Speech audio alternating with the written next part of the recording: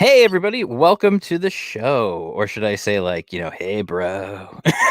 'Cause we were supposed to be like super chill on this show, I guess. This is the very first episode that we're calling Shill and Chill. So what we're doing is we're talking about somebody's project and we're chilling. We're just relaxed. We're out. I'm here in the island. I literally am on an island, so I'm not lying about that. Just on the other side of the wrong side of the country. Yeah, exactly. So let me hit our brand new theme and then we'll get this show going.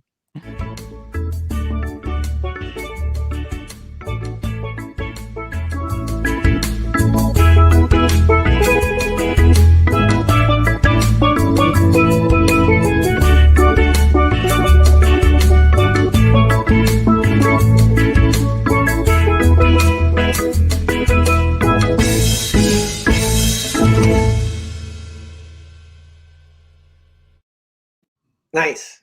I like that music. That was you would Air jam, come on. What did you say, RC? I didn't hear you. I said, now you make me want to be at the beach. Yeah. Listen, that's where I am. Can't you tell? Like this. And this is not green screen. This is all practical effects here. Yeah, I can tell that's good. we go old school here. That's a dollar store special backdrop right there. And then other stuff that I found around the house. So anyway, I don't mind pulling back the curtain and letting people know how things are done here. That'd be funny if behind the curtain of the Emerald City with what's it called? The Yellow Brick Road and what's that movie called? I can't. The Wizard of Oz. Yeah, behind the curtain of the Wizard of Oz, if it's like you. Like he's wearing a Hawaiian shirt. Pay no attention to the man in the Hawaiian shirt. Yeah. I feel like I should be like, pay no attention to the dude in the Hawaiian shirt, bro. I should do the whole show that way. Be like, all right, so Narwhal, you've got a book out. And how many subscribers would I lose if I did that? All of them. All of them. Yeah. Although to be fair, my sub count is hanging right around 420 all the time, so you never know. Yeah, didn't you say it was like 428 last time? I think it's 427. I think I had overestimated by 1. Yeah, so you need to get rid of 7. I see Fizz Chozo's in the chat. What's up, Fizz? How are you? And he says hello to Narwhal. How's it going, Fizz Chozo? So anyway, let's get into the reason for the season here. That is Narwhal's new book, which is Earthbound Part 2. For anybody who doesn't know, Earthbound Part 1, when did it come out? Was that 2 years ago or last year? It was like 2019. 2019. Okay. It was kind of around even before that, but it wasn't like that. Like I did a really small Indiegogo when it was a floppy, like in 2017 or something. Oh, really? That was like pre-Comicsgate almost, and it like kind of just came and went. It had like 100 backers, and I just mailed it out, But then the next year was when it got on Ethan's stream and got some attention and kind of leveled up a little bit. Right. That's funny. I wonder, like those floppies are probably worth something now. Yeah, maybe. But yeah, no, that's really funny. I didn't even realize that you had done a previous campaign before that. Yeah, so I'm even on that list of kind of people a lot of people, they'll do one campaign that fails and then one that's pretty successful and it grows. But you start with one that fails, and I did that too, but it was like right before Comicsgate. Yeah, it's kind of funny in a way how that tends to happen. It seems like a lot of people, even if they don't fail, maybe they don't get the numbers they were hoping for on their first one. Yeah, it's good to like build, I guess. Yeah, like you build some trust and you fulfill, and then you can kind of grow it from there. But it seems common almost that the very first campaign, sometimes it's pretty hard to. It's good to not get dissuaded if it doesn't do the numbers that you're hoping for. Or whatever. Right. Yeah, no, it definitely. Listen, it's tough. This is not an easy racket to get into and to be successful with. You know, I see a lot of people who kind of just eke by on every campaign, and they manage to keep going because they have the love for it. But it's like they just make it and then just make it again. Yeah, yeah. I'm in a interesting position because I think for next year I'm gonna be just writing some books because this is kind of what the success of Earthbound 2 is enabling, is that I can hire some artists. So I'm going to still be drawing like one book, but then hopefully like the output of like my books in general, kind of my little company, Narwhal Books or whatever, Right. there'll be like 2 or 3 books coming out next year because I'll hire some artists basically. Yeah, that's cool because that's another thing we're starting to see from some of the people who've been more successful is they're spreading their wings a little bit and taking people on. And now you were actually part of that when it comes to your boy Zach. You guys worked together on a project, so that was an interesting thing when that came out, how that happened. Yeah, and through working with him on that, he kind of helped me and boosted me a little bit because he kind of liked my stuff. And then there's one dude, his name's Brendan Swan, and his book is called Disintegration Street. Yes. I kind of am thinking about trying to do like a similar-ish deal that your boy Zach did with me, but with Brendan Swan, where I just like, because he launched it and it sold 50 copies, and I really liked that book. It was one of my favorites, and I was like, I feel like it could definitely sell a lot more. So I'm gonna just kind of be a producer on that eventually too, and try. That's cool. Yeah, and I've seen that book. In fact, I even did an interview with Brendan for the website for Indie Comics Underground. Anybody out there who doesn't know, Indie Comics Underground is my website dedicated to crowdfunded and indie comics. You can go there. There's all kinds of interviews and all kinds of good stuff there. And I did an interview with Brendan about Disintegration Street right after. I think it was right after he launched. Cool. Yeah, it's interesting because it's all colored traditionally, which right. I love, and it's like kind of rare to see, and it gives it a really cool look. So yeah, it definitely is a unique looking book. It's got like a very, it's got a manga style to the art, and then the like you said, the traditional, like he's physically coloring the pages. Yeah, I think he uses markers, but it looks kind of watercolory. It looks right. really nice. Yeah, it's a really cool. It gives it a really unique, especially in this day and age where so much is digital. Yeah, it gives it a really unique look. Yeah, but then I still notice that if stuff is traditional, I'll always take note because it will stand out immediately, in a positive way, kind of. Yeah, it's funny because I do see now. There are certain times where certain books you see, you just immediately know, okay, this was done all digital, no doubt. I do see some people who manage to get it to look really close, where it's digital and you're not sure, Yeah, like even with some of the bigger guys. So like Ethan draws traditionally still, and it looks amazing. Malin draws digitally, right. but you can't exactly tell. And he can show you like a traditional drawing and a digital drawing, and they look the same. He like draws the same. Yeah. Mm-hmm. So that's kind of one example of that. That's something eventually I kind of want to try and do a comic traditionally, like traditional art.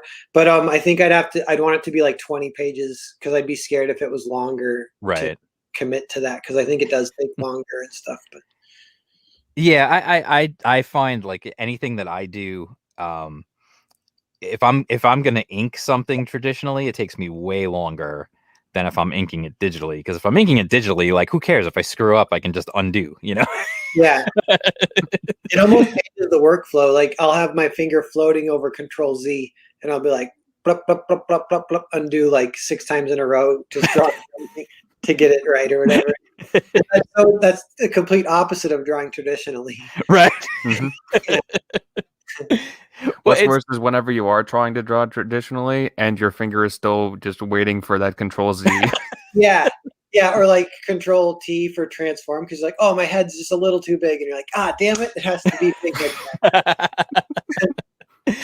I did. There was one. It was funny because I always, my whole life pretty much, with aside from a few dabblings here and there, always would draw traditionally, and then in the last year or so, I started drawing digitally, and I still do both, but I was really trying to work on like learning on I bought an iPad Pro and I was just trying to mess with it and learn it and all that.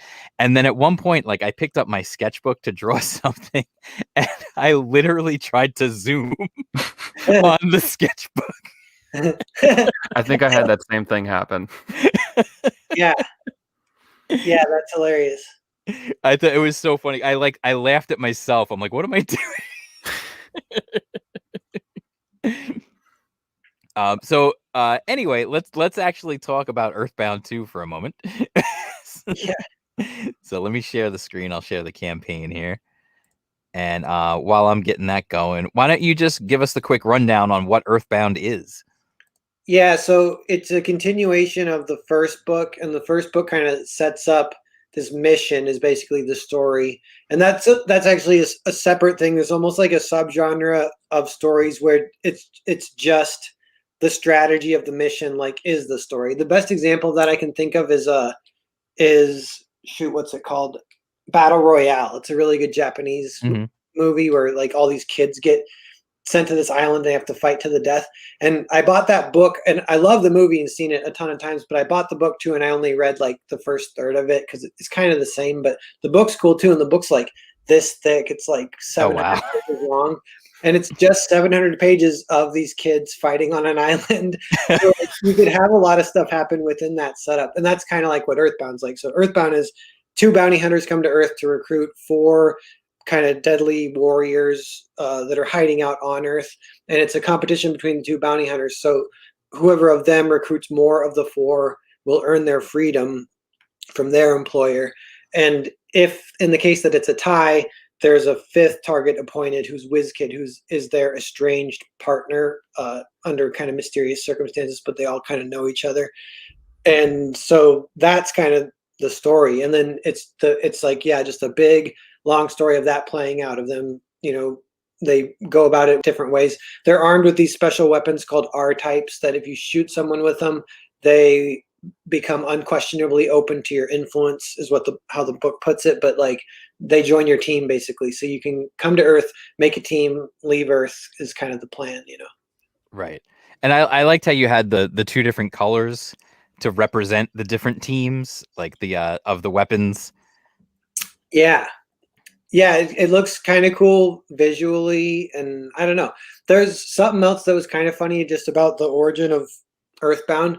This might have been in the interview that we did too, but I started it when I was 30, and I was like, up until that point I'd drawn some comics and written a bunch, but I was kind of intimidated to jump into a huge project, and so I kind of had a rule of thumb to get me through the intimidation factor, which was just like, fuck it, I'm just doing it. So like I didn't really like with Spaceman, I did one drawing and I'm like, all right, that's him. Let's go. What's next? And I didn't like sit there and try to perfect his character design for like, right.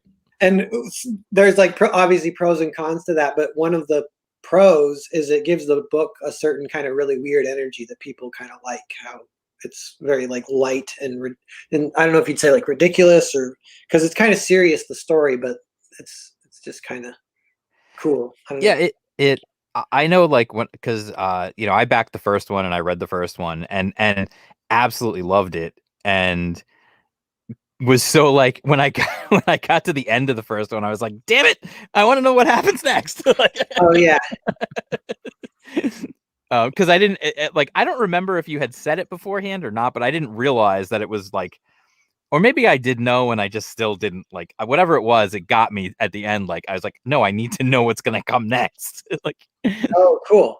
Yeah, because it was based on one script, but I got kind of lucky because the script, I think this is something that they write about in script writing books and stuff, but I think I sort of did this accidentally. But you're actually supposed to have a table turning kind of moment right at the midway point. And if you watch movies, sometimes I'll check just for fun. Like if I'm watching Amazon Prime, I'll like Uh-huh. try and guess. Like if a kind of big plot point happens, I'll pause and see where it's at in the movie. And there is, there's usually big ones that in between the acts. So like between Act One and Act Two, and then Act Two and Act Three. But there's one right in the middle a lot of times too. And Earthbound does have one right in the middle. So I was like, oh, this can be a good place to split it into two, because I didn't know when I was able to, would I be able to crowdfund it, and what, if it ends a little earlier, it would be very unsatisfying. Right. But at least that if you get kind of this revelation of how the R types are working, then it's kind of giving you a little something to chew on while waiting for the next one or whatever. And the thing about like the interesting thing I will say for sure about a lot of your projects is they are not chintzy books. I don't know if this one gives a page count. You might not even know what the page count is yet. I think I don't mention it, but it's 120. This one. And the first one was like 135 or something. So right. Yeah, these are big books. That's the thing, like that I want to make sure people understand that like these are not little chintzy like books. These are big, thick, meaty books. um and clearly I'm always curious, like I know like for myself, it took a while for me. One of the things that held me back for a long time in terms of sharing my art and actually really working towards putting something out was just that idea of like, I just don't know if I'm good enough. I don't know if people are going to like it. It's like, you have to get over that eventually. yeah, And I know what's interesting, and I'm not telling you anything you don't know. Your art style tends to be polarizing a lot of times. yeah. So how do you deal with that? How does that affect you? Did you know it was going to be that way going into putting this stuff out? Oh well, yeah. So it's because I'm in some ways like a little bit unaware, because to me it looks normal. That's kind of what's funny about it. That's like, it's just the way I draw. But Right. then, and I try to get better at drawing, but it would still look like that, but just like slightly better. Like I don't know how you'd explain it. It's like, it's not like all of a sudden I would start cross hatching and Right. or like like stuff like that. But early on, it always split people, but it was like it would create dialogue, and it was really kind of on the side where people love to love it because they kind of discover it or whatever. And now I'm reaching that point of success where it's almost tipping, where it's like almost cooler to hate it. So and I'm like, so be it. Like, but I'm just kind of glad that at least that we can talk about it, because I like the discussion. It helps me, that benefits me marketing wise. So, and it's interesting to hear critiques anyway. But that's usually what'll happen is like, if someone's hating on it, then someone's going to defend it, and you kind of hear both sides, and everyone can make up their mind for themselves. But I know for a lot of people, it tends to grow on them if you give the book a chance. Is kind of the idea. Like, Yeah. It's funny because for me, like the first time I saw your art when you were first coming around with the first Earthbound, and I don't know if I guess I probably did see you first on Ethan's one of Ethan's streams or something. I'm not sure, but the first time I saw it, instantly I was just drawn to it because it's so different from everything else out there in comics, and anything that's different like that to me is always exciting. yeah, Um, I grew up in the era of every different artist had their own unique style, and you knew who was drawing when you could just look at a piece of art and you would just know, like, oh, this is Todd McFarlane, this is Rob Liefeld, this is Jim Lee. Like, you just knew, and there were people like you would get like, those guys all kind of, not really, but they kind of fit into that same grouping. But then you also had people like Sam Keith and, uh, oh god, I had a name in my head and it just went wee. Uh, but there was so many like different artists back in the day. I mean, even like, early days of Ninja Turtles, like that stuff looked so different, like just to see like somebody coming out like nowadays when you look at Marvel's stuff or you look at DC's stuff, it all tends to kind of look the same. Yeah. And to see something that was so different and so reliant on the lighting. Like the lighting is such a huge part of what you do in your artwork, which Yeah. is which is unusual. You don't normally like it doesn't usually make that big of a difference. Yeah, there's something about that I think too is just the fact that I do draw and color it. And if you look at other artists who draw and color their own work, they might have this quality too. And there's a few that influence me, and their art can look almost a little bit like mine, but often way better. And one is like Bengal. He's like a famous French dude. I love his stuff. But when you do the line art and the coloring, you can have way less overlap of like what jobs the art might do. I remember figuring that out kind of early, where I was like, all right, because I got a job drawing Machete Squad, which that was like my first and only kind of real job in the industry, and that was like 120-page book. I had a year to do it, and Wow. and they asked me like, can you do that? And I was like, yes. I had never done that, but I was like, I'll figure it out. And so I was sitting there and I was like, all right, I need to be able to do like a page a day, and like maybe drawing and coloring, so like 4 hours each. And I was like, okay, I know one thing I don't want. If I'm going to use shading, if I'm going to have the coloring dictate the shading, then I don't want the lines to also dictate the shading. So then the lines just hold the coloring, and it's like planning for that step, so there's no overlap. But you could do, and it still looks good if you have overlap, but then you'd have like lines with cross hatching, Right. and then you have colors on that. And you could, if you have really good cross hatching, you could actually just throw flats over it, and then it looks done. So there's like different jobs that different phases can do, and when you do them both yourself, you can kind of control it a little bit better, kind of more efficient. Yeah, I could definitely see that because you're planning for it. You already know what you're doing, Yeah, and Um, that's kind of what gave it that art direction of like, it kind of just looks like, or what I'm going for basically is to have it look like an animated movie kind of. So it's just like, oh yeah, coloring and then cell shading the lighting, and that's about it. right. Well, it definitely does. I mean, that was one of the first things that, when I saw the first book that instantly like hit me was like, this looks like animation.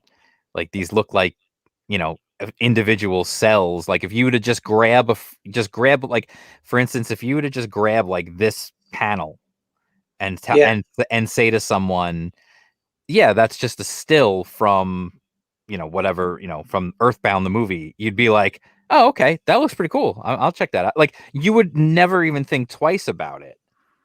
yeah, You there would be no doubt. Now, if you showed someone a normal, let's say like a really like Liefeld style, let's say with a lot of cross hatching and that kind of stuff, like you're gonna look at that, and if somebody tried to tell you that that was a still from animation, you'd be like, no way. oh yeah, that's yeah. And I don't know why I particularly kind of like animation. I think I just do, and it's kind of hard to explain. Yeah, because I love cross hatching too, but when I look at it, but I don't really do that very often. Right. Yeah, well, I mean, that's the other thing. Like, it's interesting.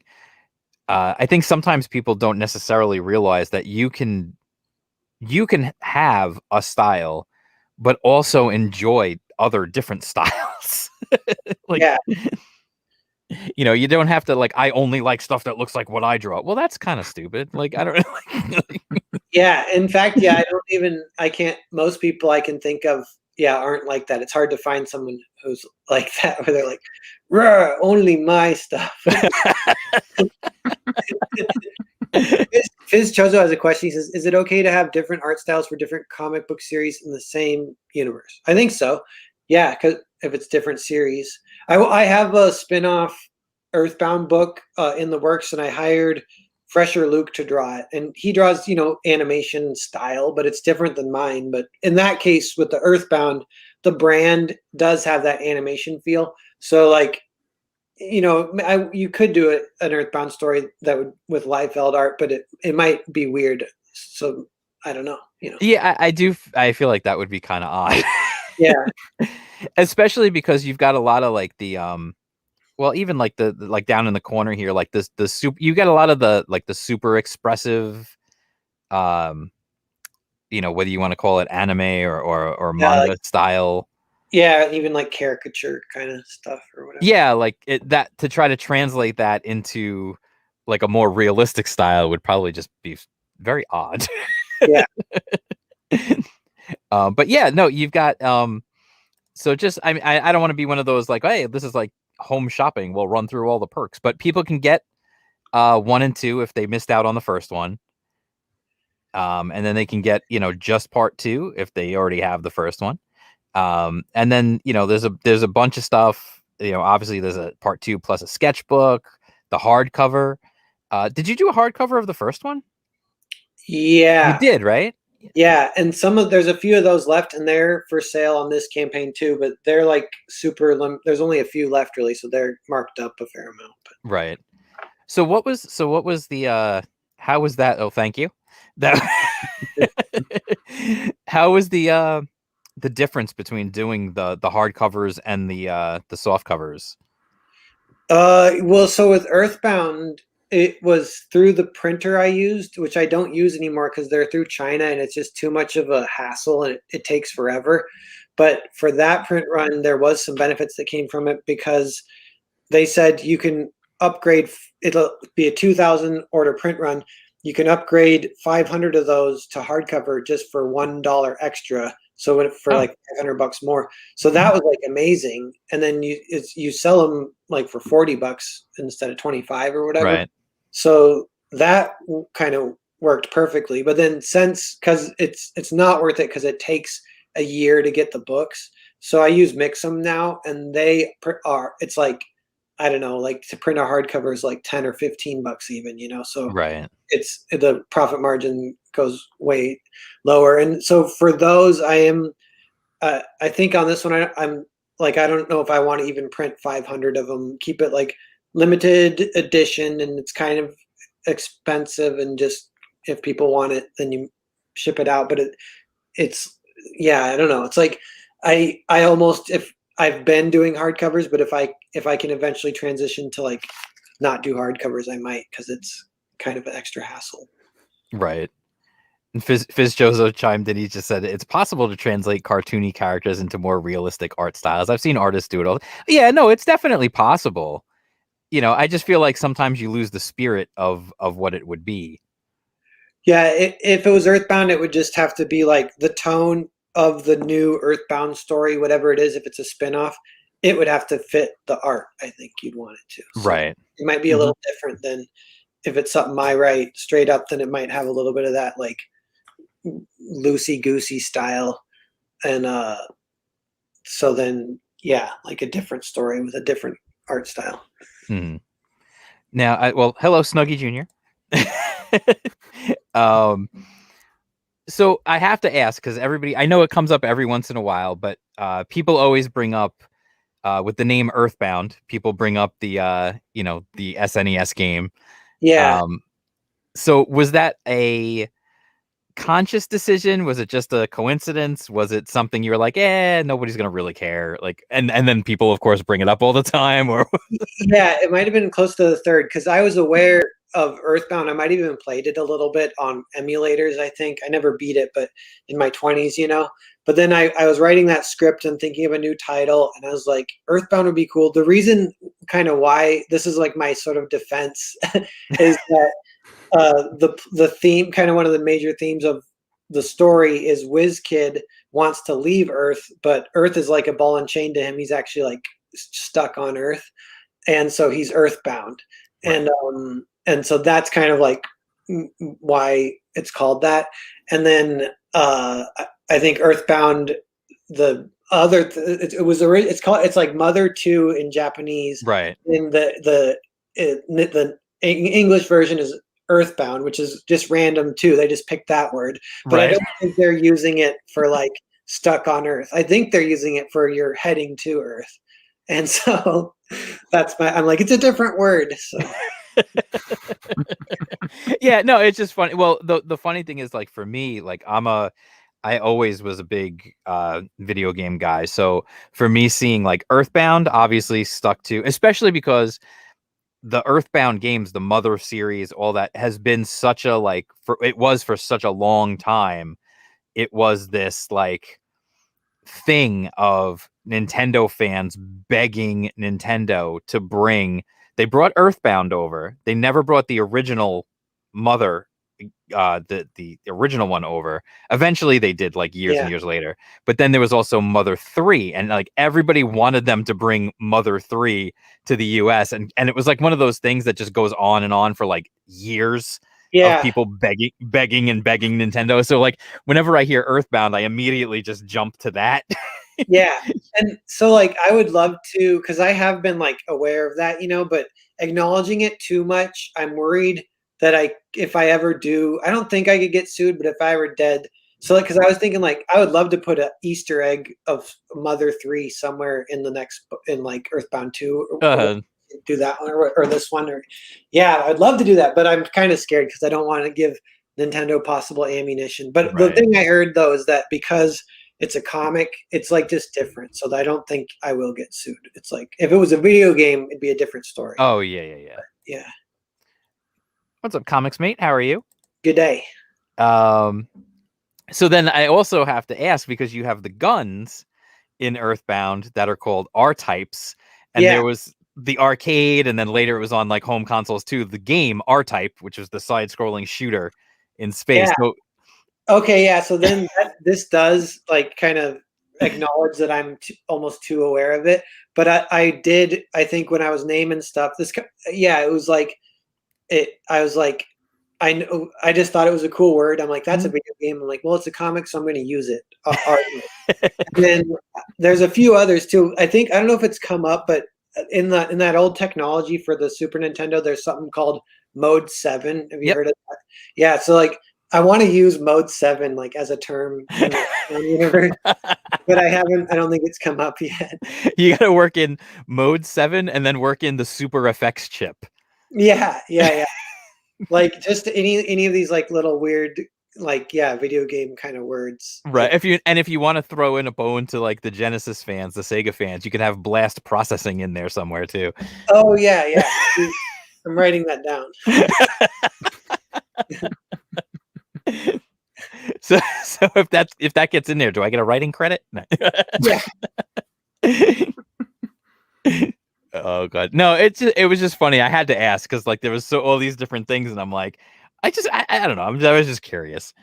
But then as far as we were talking earlier about like you said now you're going to do a spin-off, an Earthbound spin-off. So there's plans for more even beyond Earthbound 2 then. Yeah, cuz yeah, so this one I'm doing now, it's Earthbound Part 2. It's unfortunate this is like almost confusing, but I didn't know how else. I was like, maybe I could just call this Earthbound 2. I'm like, but it is the same story. And so I think this is almost just like the end of Earthbound 1 is what this one is, but I'm calling it Earthbound Part 2. Right. There eventually will be an Earthbound 2, and that'll be like taking place in the Galactic Grand Prix fighting tournament. And I haven't written that yet, but it definitely, like I have ideas and stuff, so that one will be cool and it'll eventually get made. And then yeah, there's like a little spin-off I did with Fresher Luke, and then I had one other idea for a spin-off that I wrote, but I haven't done anything with it. But that one I kind of almost laugh. I don't know if it's real or not, but it's in Earthbound 1. There's one panel that's almost like a throwaway gag, but it's that spaceman hooks up with like a high school senior girl at a party. Right. And then so I was like, the spinoff could be called Son of Spaceman, where he's already gone, but then she gets pregnant, and it's like Juno, the independent movie Juno.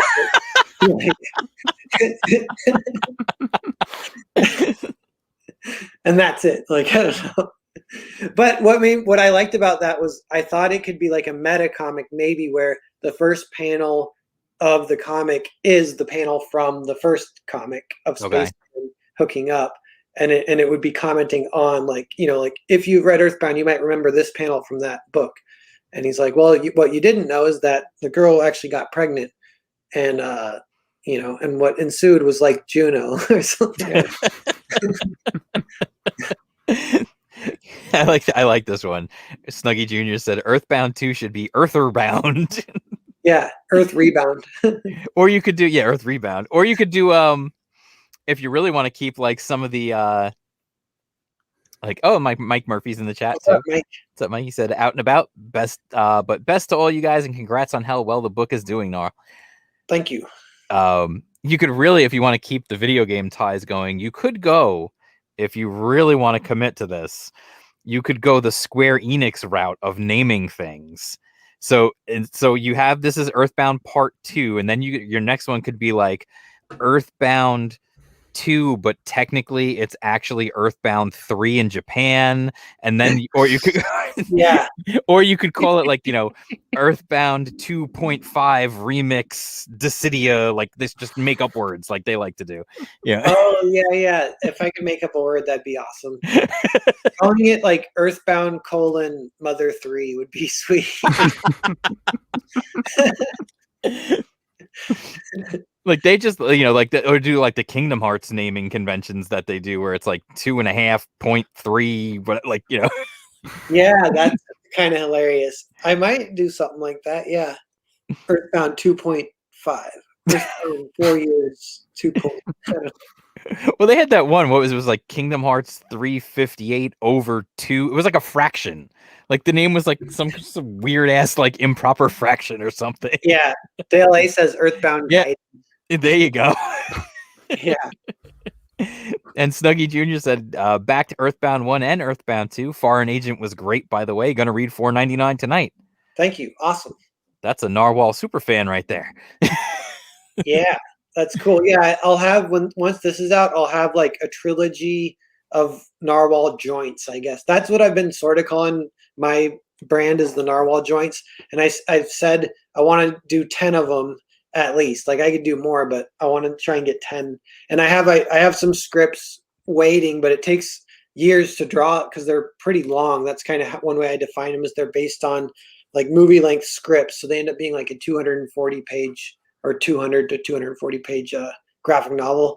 Right. And so it takes a while to draw them, but they'll be, if you count, I guess Earthbound and Earthbound 2 or Part 2 and Foreign Agent will all be out. So that'll be kind of cool. Right. And then are you planning, I know he's mentioned in videos, so do you have anything, like, obviously I'm not going to ask you to say anything about it, but like, do you have anything else like in the future plans with your boy Zach? Yeah, we have another book, that we want to do, and it'll be Narzak.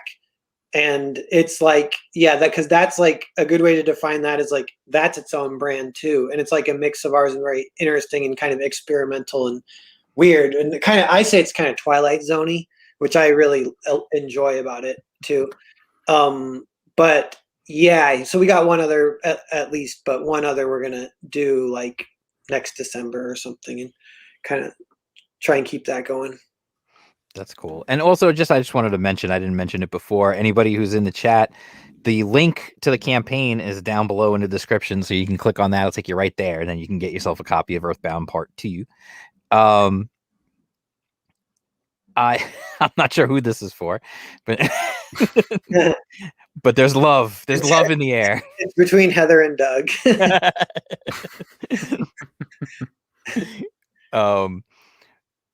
So I was going to ask, because you're talking about like the scripts and all that. So do you write full script then?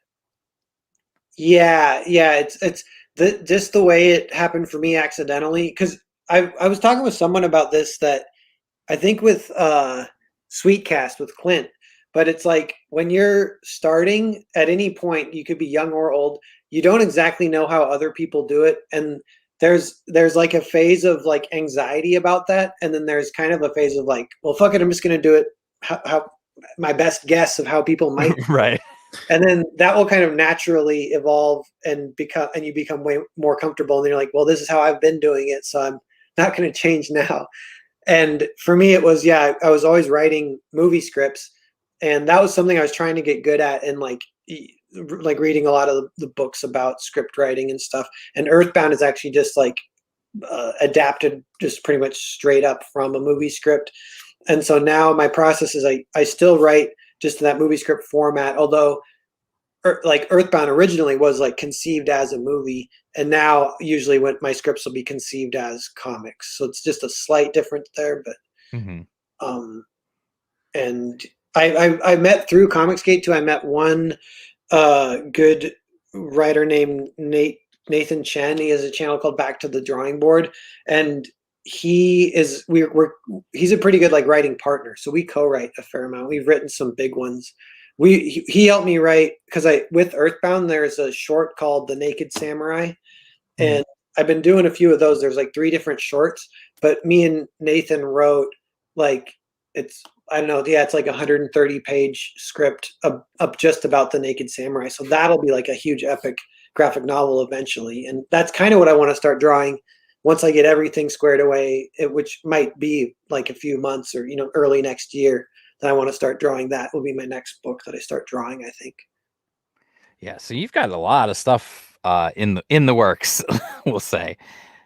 Yeah, there's more than I can do. So that's like where like if I can expand, because it's kind of I was reflecting on that too. Like one thing was, if you like the Narwhal lore kind of is like, I was working full time at the Fred Meyer Deli, and then as Earthbound started doing better, I went part time, and then it got a good review from your boy Zach, and it kind of sold out overnight, and then I quit the deli the next day. And so it's been this kind of fun trajectory. And then I was reflecting on it. I was like, I've actually achieved my like dream. Like my dream was to do this, what I am doing now, just like be like a self-sustaining comic artist. Right. And so I was like, well then, so what is my dream now? And I'm like, how do I expand from here? Because you can just expand. Yeah. Like you want to get campaigns reach a wider audience and raise a little more money and stuff like that. But I think the one that it would like help, one I'm kind of zoning in on is to get more out faster by like reinvesting, hiring artists and stuff. That's kind of what I'm thinking. Right. Oh, I see Dojo Kun in the chat. What's up? How are you? RC Gates' house is burning down. Yeah, I know. He's probably he's gonna do that thing that we've all done when the smoke alarm goes off. You run over with the towel and just wave it in front until it shuts up. Yeah. Yeah. That happens in my house all the time because we have a smoke detector right outside the kitchen.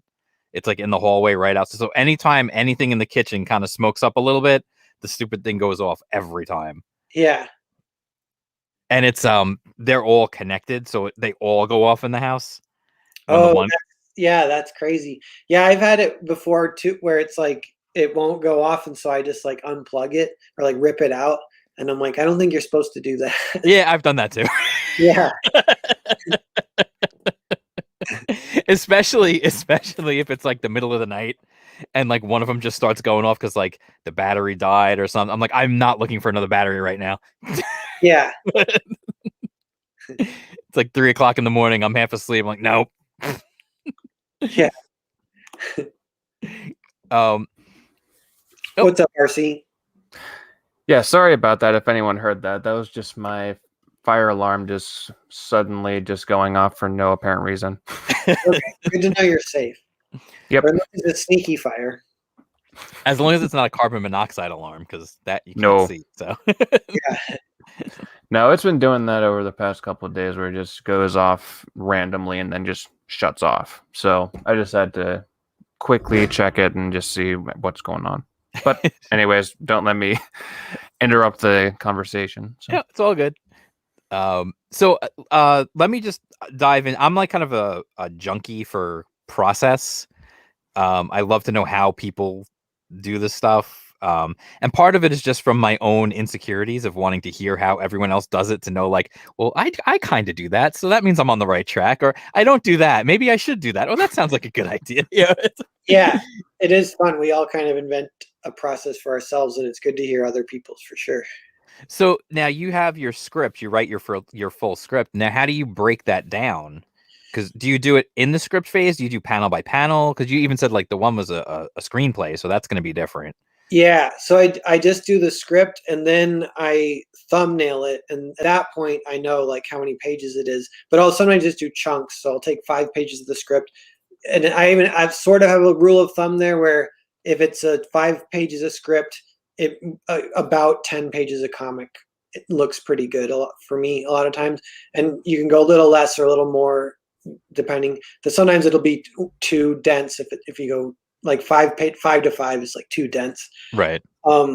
And yeah, so then I'm thumbnailing, and I try to usually write 2 or 3 drafts of the script, but then the thumbnailing, I allow that to be a new draft if it wants to be. So things can kind of change. And then you're drawing it, coloring it, and lettering it. Lettering is another one where it's a kind of almost like a redraft, like things can change. And then it's kind of done. But so that's quickly like my process. Right. Yeah, no, I'm always curious how everybody does, because everyone does kind of have their own way of doing it. So it's really interesting to hear. Yeah, I've been curious about like how writers work with artists because I never do that. And now Right. I'm trying to do that. I'm like, oh yeah, it's like I can't. Like I've actually tried. I've sent someone a script, and I'm like, they're like, so what about the pages? I'm like, oh, you can just do whatever you want or whatever. And that kind of didn't work. Like I tried that once. It was with Fresher Luke because his instincts are for his style, which is amazing, but I might have sent him a 10-page script. I think he would do like it'd almost be like 30 pages of comic or something, like really Okay. big panels and if I'm paying him a page rate, I'm like, I can't afford that. We gotta shove more story in these pages. So then I went over the script and I like marked like page 1, page 2, page 3, and I didn't do panels, but then I know the page breaks, and that worked for him really well. So that worked okay. But yeah. Yeah, I could imagine if you're paying someone a page rate and then you're like, oh no, you figure out how many pages it is. They're like, well, we're doing all splash pages. Yeah. Yeah. Wow, it's amazing. It's like a 4,000 page book. Yeah.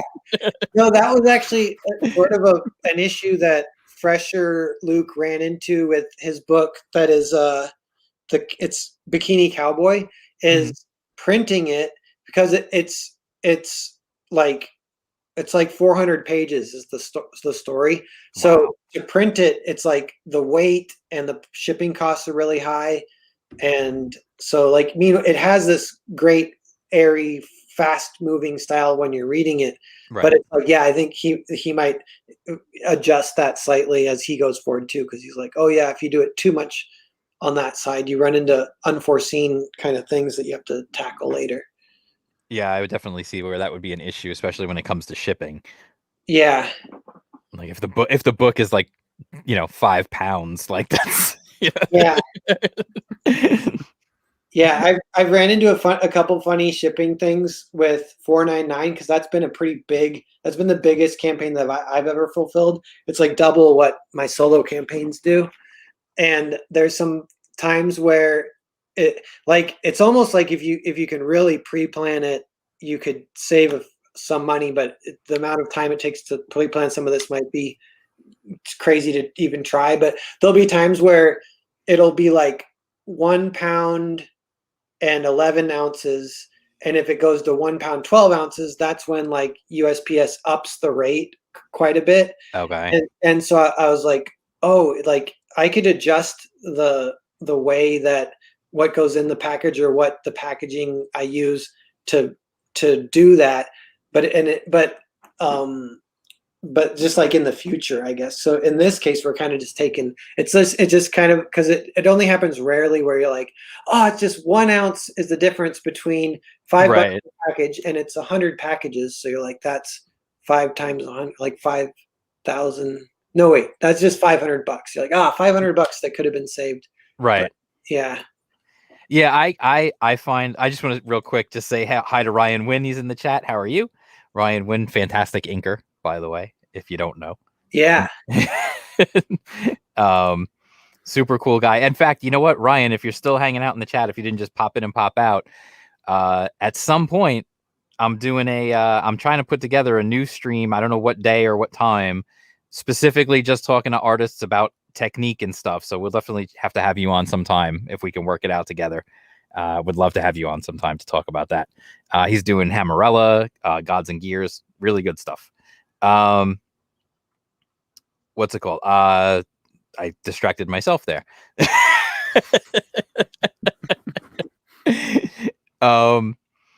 Yeah, no, I feel like for me, shocked, I tell you.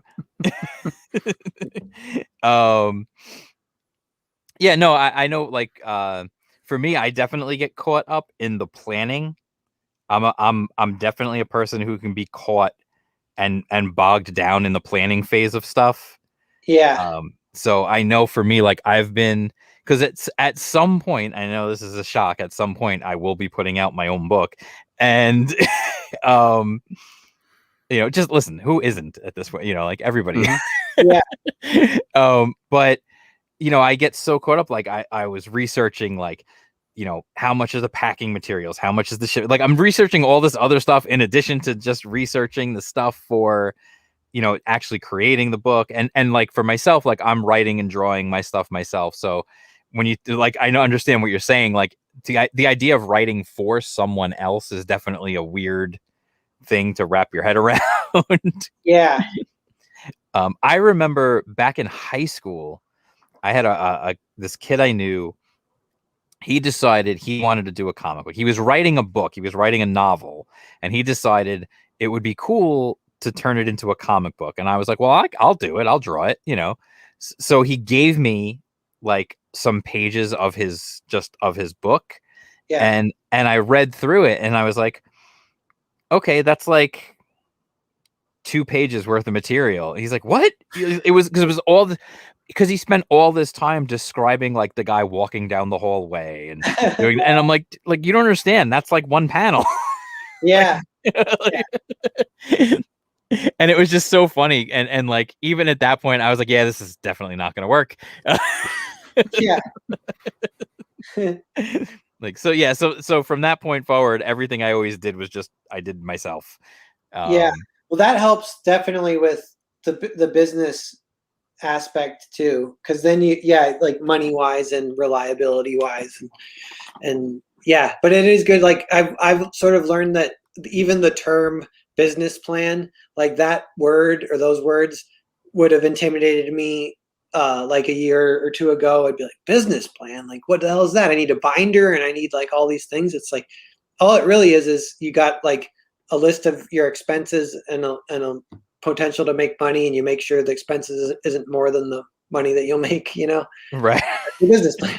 So you like list the expenses. You're like, oh yeah, it's shipping materials and printing the books, I think. And then if you're working with the artist, it's hiring the artist. Right. That's the one thing I like. And it's funny because like I said, for me, I'll writing and drawing for myself. And so Snuggy Jr. said business plan. WTF is that? Snuggy, the business.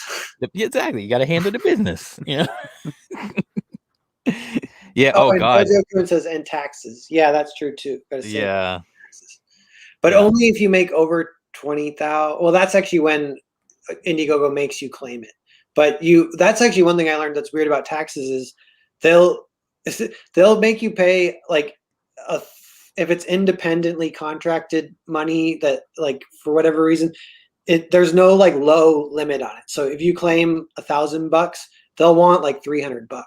But then from that 1,000, you can you have your expenses, and so you claim those, and then that 300 goes down to like they might want 50 to 100 or something by the end of it. But it's weird that they'll tax you.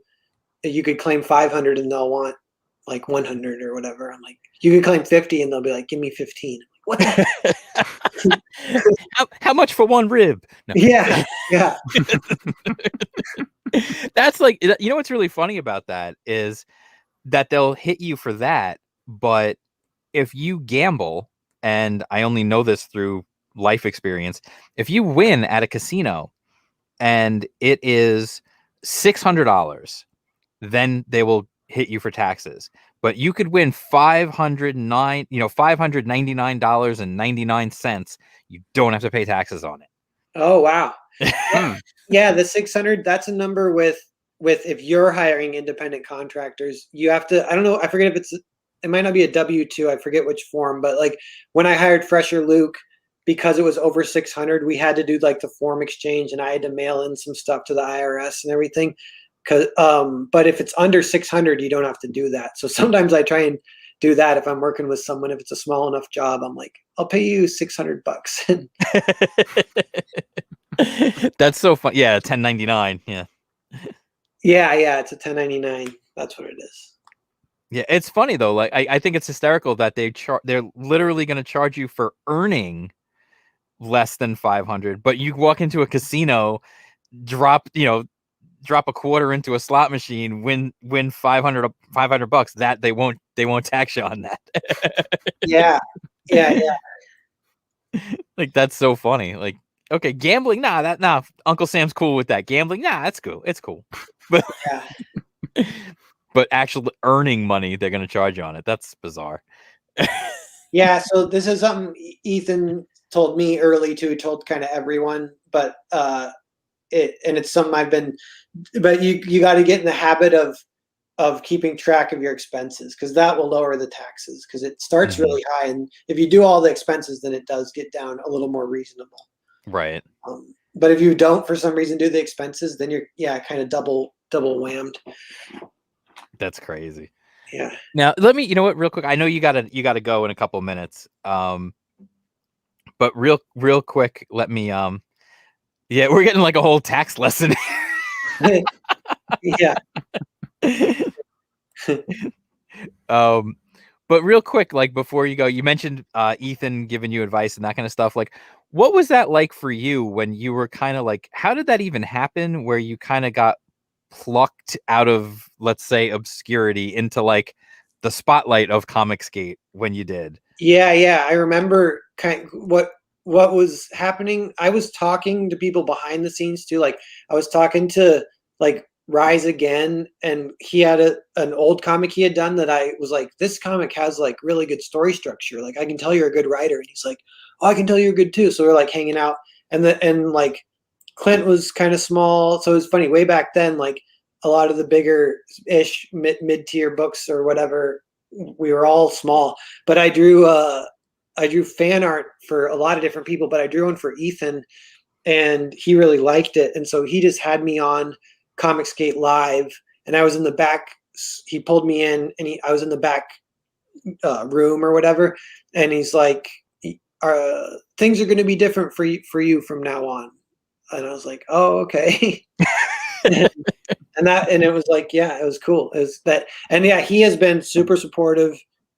Yeah, kind of, I don't know, he's been really awesome. I definitely owe him a lot of gratitude, and I feel that or whatever. Like I don't owe it to him, I give it to him. Right. Dude, Yeah, it's just it's cool. I mean, that's one of the beauties of what happened with this whole thing, was that so many people who really like kind of just came out of nowhere. They might have been toiling away for years, but as is the case, or at least that was the case, a lot of people toil in obscurity for sometimes for their entire life, and suddenly there was this boom. There was this, for lack of a better term, the big bang of Comicsgate. yeah. And suddenly all these people were able to be successful. Yeah, and we're kind of through the phase where it was like a literal, had a feeling of like a gold rush, and it attracted some people who weren't as genuine, just like, I'm going to launch a comic too. Right. And now I think we're kind of through that, which is good. I'm pretty sure. I don't know. So yeah, it's like, but it's good. We're in the situation where like books grow from the ground up, and instead of an editorial kind of controlling it from the top down, and there's anything you're into, you can kind of find it out there, and there's new books every week. But yeah, it does seem like the people who are finding more success, like even Bancroft and me, Clint, I think a lot of people, there is some element of like being in the community and embracing the meme if any memes come up, and like growing a YouTube channel a little bit and a Twitter and that kind of stuff. Another interesting one was Cecil. I feel like he kind of just came from obscurity Yeah. all the way to the top, like he's like up there with Malin and stuff. And it's sheerly on his ability to be funny on live streams, pretty much. Right. Yeah. Mhm. Yeah. Oh, yeah, definitely. He was personality based before anything. Like that was how he, it Yeah. was kind of like, it was interesting because I mean, I was there for all that. I was watching from the beginning, and it's funny because it's true. Like Cecil, like there was a point in time where it was almost like anybody who would be on a stream who was fun or entertaining in any way whatsoever, the crowd was all just like, we want a way to give you money, do something. Yeah. Like we want to give you money, make something for us. Like Yeah.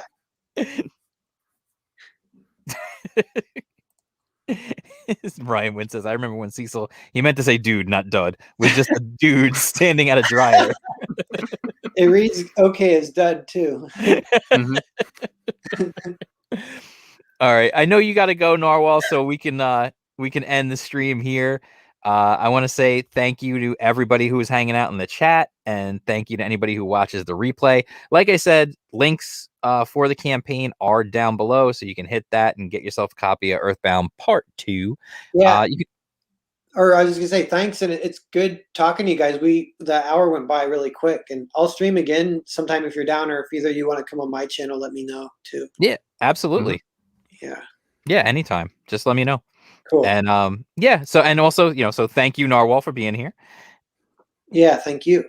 And like I said, links down below. Also, there's a link down there to Indie Comics Underground. Again, there's a cool interview with Narwhal on there as well.